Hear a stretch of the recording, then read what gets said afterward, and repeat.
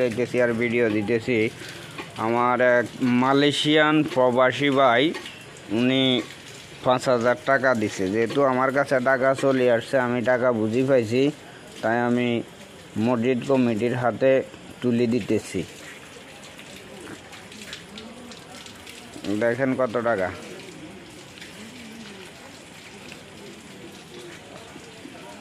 5,000 টাকা।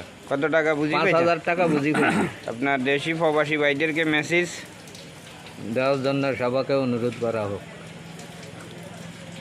আপনারা এই টাকা লেনদেন চলতেছে, যে মসজিদের নির্মাণ কাজ চলতেছে, আপনারা সবাই মিলি 10 লাডি একের বোঝা।